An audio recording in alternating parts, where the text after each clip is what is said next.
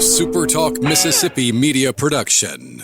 While traveling along the roads of North Mississippi, be sure to spot the Oil Drop logo for your next stop. All D's Oil locations are locally owned and operated. D's Oil, where there's quality in every tank.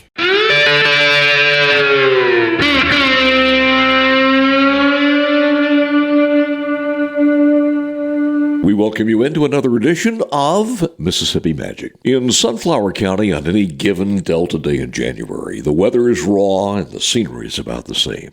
Unless there's a rare snow softening the landscape. It's a muddled brown of barren cotton stalks and cold dirt. What few trees have escaped the clearing for cotton and remain on mostly home sites and in narrow breaks. The naked branches look like crow's feet prints against a gray winter sky. Clarence was born on a day in January in the Mississippi Delta, a shotgun house where his sharecropping parents fought nature every step of the way to make it to spring. This is the story about a Delta kid who grew up to attain fame as the man with the $1 million voice. But the real story in the history books is this. That modest fame gained from his $1 million voice is merely chump change compared to the treasure he left behind. That's next on this episode of Mississippi Magic. After this, from our good friends at Deviney Equipment. If you're lasering in on the new RTV as a workhorse on your place and this fall at Deer Camp, come see why the satisfaction rate of the Kubota RTV 400 CI and the RTV 500 lead the industry. Quality, comfort, performance, and industry-leading technology. Pretty darn good reasons to step up to the Kubota. Don't settle for less. Check out your dream machine at Deviney Equipment 51 North in Madison and Deviney Drive in Jackson. Go to DevineyEquipment.com for more information, and please don't forget, the rental department is there and ready to help you. And now back to this episode of Mississippi Magic, titled The Man with the $1 Million Voice. History seems to bear out that the rich Delta soil smiles more favorably on providing good roots and a good start in the life of a cotton plant, more than it did for a sharecropper's son. But that can be deceiving in the end, especially when it's nurtured with a bit of Mississippi magic. This is the story about Clarence. Shortly after his mother became pregnant, his father was called off to war. So for all practical purposes, he never knew his father. As Clarence neared his 4th birthday, he was old enough to be both confused and excited about the news that his dad was coming home. His dad had survived the conflicts of World War I and was hip-hopping from plane to train to make it back to Mississippi. All of that pent-up joy didn't last long when he got home. You see, his dad was a stranger in the house to both his son and his wife. Then one Delta morning, soon after he came into their lives, silence and normality returned to the small Sunflower County home. When the father he waited for left again, this time forever. Later in life, the man with the $1 million voice recalls the only thing his father taught him was how to salute a soldier. That's it. But the good news is that Mom met another man, a man a lot more stable. A God-fearing man who raised Clarence as his son, and in doing so, Clarence showed love and respect for his stepfather by taking his last name. His stepdad, with his religious background, was a tremendous influence in his world, so much so that at the young age of 16, Clarence gave his life to Jesus, traveling and preaching on the black circuit. From the cotton fields of Sunflower County, he took a post at a Memphis church. There he impressed the congregation with his preaching and his singing. Clarence became a hot ticket.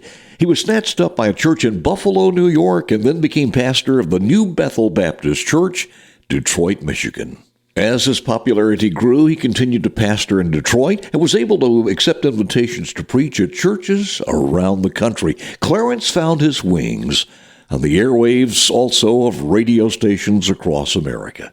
You see, a few years before, he was encouraged to record some of those songs and some of those sermons. The man with the $1 million voice was setting new records for appearance fees, commanding up to $4,000 for a performance. Nobody had seen those kinds of fees, especially in black gospel. But Clarence from Sunflower County was far from a nobody. His soul-stirring famous sermons became legendary. For the record, in 2001, one such sermon was added to the National Recording Registry of the Library of Congress. I'm climbing high mountains, trying to get home. These people who call themselves God's people will decide within themselves that if they gain victory, that they brought deliverance by their own strength and by their own hand. They will forget God is involved. They will forget that victory belongs to God. Clarence spread the gospel of Jesus across the land, giving witness to the importance of not making the same mistake as the father he never knew. And as a dad himself, Clarence frequently took his own children on numerous speaking engagements and even invited the more talented one to perform with him. In the 50s and 60s, life seemed to get a lot more complicated for Clarence. You see, he saw what was happening in the struggle for civil rights and felt it was his duty to use his God-given talents to help in that change. Fate had it that the man with the $1 million voice would cross paths more than once with another man who answered the call, a man by the name of Martin Luther King Jr. A friendship formed and they worked together for change. In 1963, Clarence would be one of the men in the front row marching down Woodward Avenue in Detroit to help lead Dr. King's Freedom March, a march that started and ended peacefully. And as time marched on, Clarence's $1 million voice was silenced just 6 years later in 1979. It happened just after midnight on a June Sunday when there was an attempted robbery at his home in Detroit. Clarence was shot twice at point-blank range. After being rushed to the emergency room in the nearest hospital, he did survive, but lapsed into a coma for the next 5 years. Finally, he died in 1984 at the age of 69. And ironically, his voice was silenced again in 2008 when a devastating fire at Universal destroyed an archive of his recorded material along with the recorded treasures of hundreds of other artists. But for the fans of the popular preacher who grew up in Sunflower County, Mississippi, and became a leader in black gospel, his greatest treasure to this country and the entire world was not his $1 million voice, but something far more valuable. The Mississippi kid who was born Clarence LaVaughn Walker, to a father he never really knew, took the last name of his stepdad, Henry Franklin, a stepdad who stepped in and became a real father.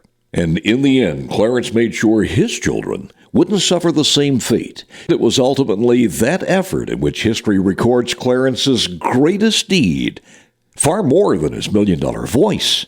For you see, his childhood experiences of disappointment in one father and the admiration for another never left him. For the Sunflower County kid, those were the heavy chains of life's experiences that gave spirit to his sermons and songs as he traveled around the country. It was both wisdom and respect passed on to his children, especially one who began to outshine even her father. The man with the $1 million voice, born in Sunflower County, Mississippi, gave the world a daughter with a $1 billion voice, the Queen of Soul, Aretha Franklin. R-E-S-P-C-T, find out what it means to me. R-E-S-P-C-T, take F-T-C-T. Sock it to me, sock it to me, sock it to me, sock it. Change, change, change, change, change, change, change, change, change, change. Proving once again that the state with the richest soil in the USA outshines them all in turning the poorest of sprouts into the mightiest of oaks, especially when watered with a bit of Mississippi magic. A